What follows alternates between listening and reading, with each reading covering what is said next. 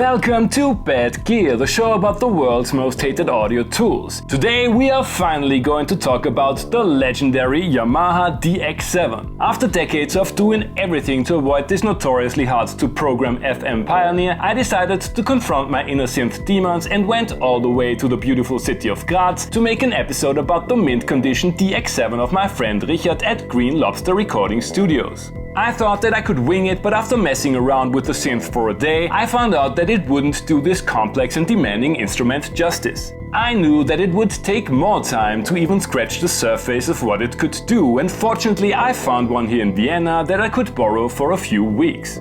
The DX7 was released in 1983, and it must have been like an alien first contact experience for musicians, producers and music consumers. It was the first commercially successful digital synth, and compared to the warm and fuzzy tones of its analog siblings, the sounds were bright, classy and, as some might say, cold and harsh. Yamaha sold incredible amounts of DX7s and everybody was using them in the 80s. I mean, come on, it's on Take On Me by Aha and Danger Zone by Kenny Loggins. Do I need to say more? This omnipresence of the DX7 probably led to the widespread animosity against it. As I've already mentioned, it is difficult to program and its presets are maybe the most overused sounds of all time.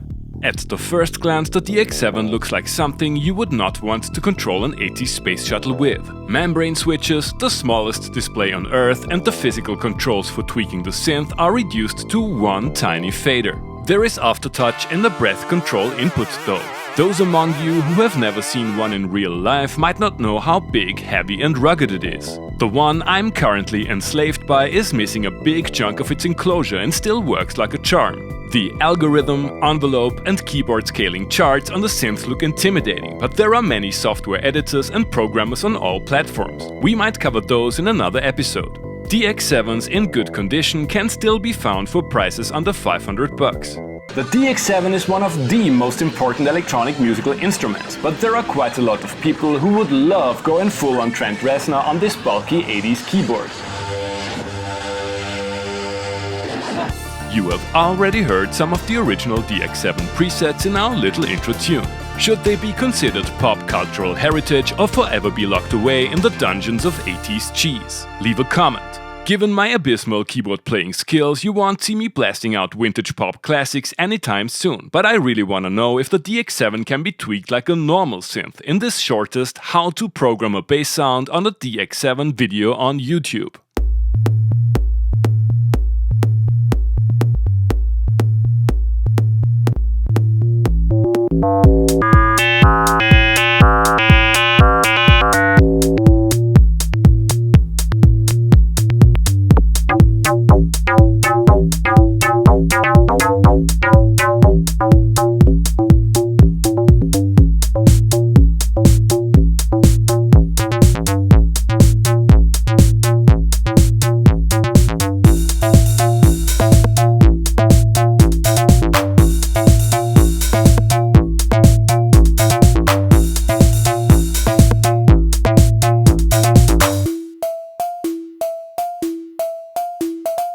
You can tell that the DX7 was not built for that. It is hard to get smooth transitions from one timbre variation to the other. As someone who is used to subtractive synthesis, my lizard brain makes me reach for the filter cutoff knob, which just isn't there. Let's add one to the signal chain in this proto-bass music jam.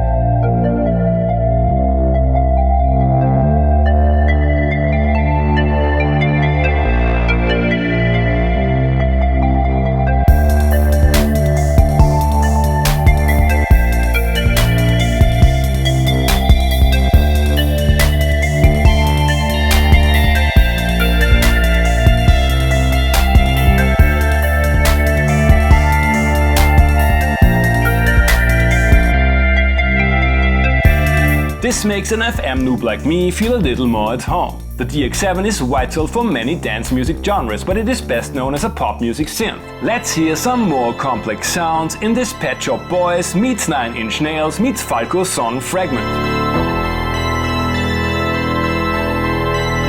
Things had to change, 'cause life is strange, and I learned to mumble snakes for so long.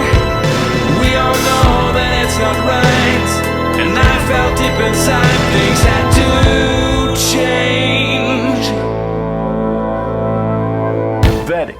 The Yamaha DX7 is a powerful and complex instrument that has shaped popular music as we know it.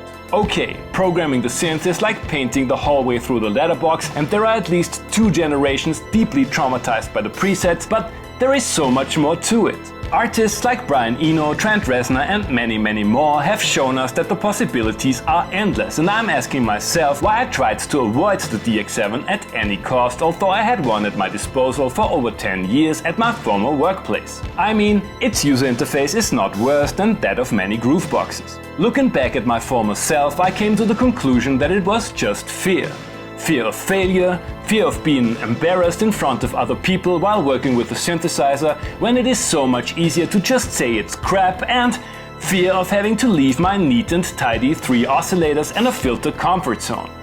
I'm still a million miles away from mastering the DX7, but I'm looking forward to using it in the future.